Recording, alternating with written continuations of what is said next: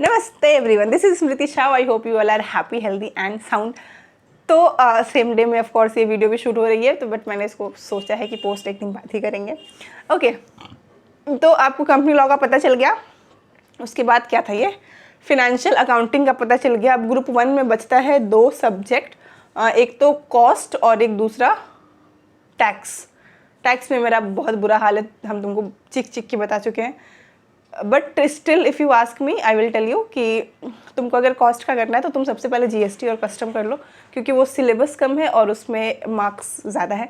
तो कस्टम और जीएसटी मतलब जो हमारा इनडायरेक्ट टैक्स है स्पेसिफिकली, उसको पूरा कंप्लीट कर लो अच्छे से प्रॉपरली, तो वो पूरा स्कोरिंग है। उसके बाद से तुम डायरेक्ट टैक्स में जो भी वो मेन चैप्टर्स है 5 हेड, उसको पहले अच्छे से कर लेना, क्योंकि वो ज़्यादा सभी ज़्यादा है मेरे लिए। तो मेरा तो टैक्स ही मेरे दिमाग के परे जाता है। फिर भी जो 5 हेड है उसको तुम कर सकते हो, वो थोड़ा सा ज़्यादा, बहुत ही ज़्यादा टेक्निकली नहीं है, थोड़ा सा 2-4 प्रैक्टिस करोगे तो वो समझ में आ जाएगा। ऐसा तो बस ये थोड़ा सा चीज़ हमको जितना पता है, क्योंकि हमको खुद भी ज़्यादा ज्ञान नहीं है on this topic.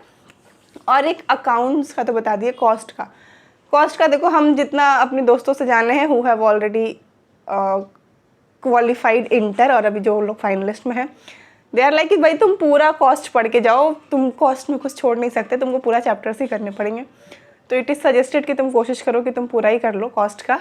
And even tax accounts में भी सबका सेम ही है, बट फिर भी मतलब होता है ना, लास्ट मोमेंट पे जब कुछ नहीं समझ आ रहा, कुछ तो भी एक ऐसा दे दो, तो बस उसके लिए बता रहे हैं। एंड आई डोंट नो ये वीडियो आपके लिए हेल्पफुल रहने वाली है भी कि नहीं, इसीलिए sorry if it is not, but I hope आप में से जो लोग को पता होगा वो लोग कमेंट में बता देंगे, ताकि बच्चों का हेल्प हो जाए। जो लोग ढूंढ रहे हैं उनको आंसर मिल जाएगा, एंड मिल भी जाता है, आई नो दैट ऑल्सो।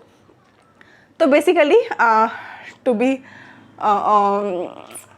क्या कहते हैं उसको एकदम सिंपल सॉर्टेड और डायरेक्ट अगर हम बात करें, तो टैक्स के लिए तुम्हारे को सबसे पहले इनडायरेक्ट टैक्स ख़त्म करना है। And if you are having more time, और तुम कुछ तो भी डायरेक्ट टैक्स तो पढ़े ही होगे ना थ्रू आउट द ईयर, तो बस उसको थोड़ा सा रिवाइज कर लेना, और कुछ इंपॉर्टेंट उसमें जो रहता है ना, वो सारा वो थोड़ा पढ़ लेना। वो क्या हमको नहीं पता, पढ़ लेना, ठीक है। जो भी इंपॉर्टेंट टॉपिक्स हो टीचर्स लोग तो बताते ही हैं, उसके बेसिस पे पढ़ लेना। And then if I talk about cost, तो उसके लिए तुमको तो सब पढ़ना पड़ेगा जैसा कि बताया गया है।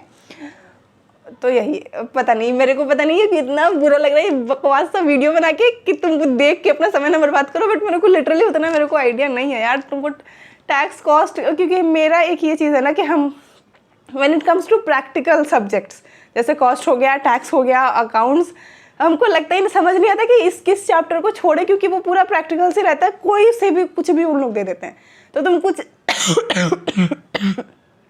सॉरी, थोड़ा मेरी तबीयत खराब है और मैं तो चीख चीख के बोल रहे हैं। तो इसमें ये दिक्कत आती है कि आप किसी भी चीज़ को ऐसे छोड़ या इससे कर लो ऐसा कर लो, तो वो नहीं हो पाता है।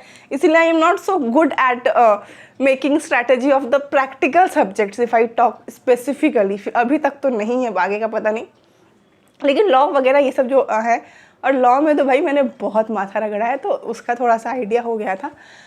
तो इसीलिए जो चीज़ आपको लग रहा है कि हाँ ये इससे कर सकता है, ये तुमको सॉर्टेड लगता है, तो तुम वहाँ से ही कर लो। अदरवाइज़ ऐसे पता नहीं हम इस वीडियो में क्या ही बना रहे हैं, क्या ही बोल रहे हैं, खैर जो भी। तो ये थोड़ा सा दिक्कत है प्रैक्टिकल सब्जेक्ट का, कि try to cover whole syllabus, क्योंकि कोई सा भी क्वेश्चन दे देता है। लिटरली हम तुमको बता रहे हैं, कुछ भी ऐसा ये नहीं है। फिर भी अगर तुम चाहो तो जो उसका जिसमें ज़्यादा वेटेज है वो कर सकते हो, जैसा कि मैंने तुमको टैक्स का बता दिया और अकाउंट्स का भी बता दिया। कॉस्ट का मेरे को ख्याल से सारा ही करना पड़ता है, और मेरे को ज़्यादा कॉस्ट का नॉलेज है नहीं फिलहाल। मतलब नॉलेज है नहीं इन द सेंस कि वो किस में से कितना मार्क्स का आएगा, उसका मैंने एनालिसिस खुद भी ज़्यादा नहीं किया है, कि बस वो चैप्टर सर जैसे जैसे करवाते गए उस हिसाब से किए हैं, इसीलिए। तो उसके लिए माफ़ी, और ये वीडियो अगर तुम्हारे लिए एकदम यूज़लेस रहा तो उसके लिए भी माफ़ी। और बाकी खैर तुम पढ़ाई करो अच्छे से, और कुछ और क्या बोले यार, ज़्यादा बात मतलब यही दिक्कत आती है। तुम बहुत टाइम बाद वीडियो बनाना, बोलना बहुत कुछ होता है, बात का वो फ्लो ही नहीं रहता, बीच बीच में ब्रेक हो जाता है और खाली बकवास से भर जाता है। हटाओ सब, अच्छे से रहो, पढ़ाई लिखाई करो, अपना ध्यान एक जगह एकाग्रित रहो। और मेरा लाइट अचानक से इतना तेज क्यों हो गया, आई डोंट नो। तो चलो bye bye, take care of yourself, अच्छे से रहो, खुश रहो, भगवान का नाम लेते रहो और पढ़ो लिखो, ठीक है, बाय।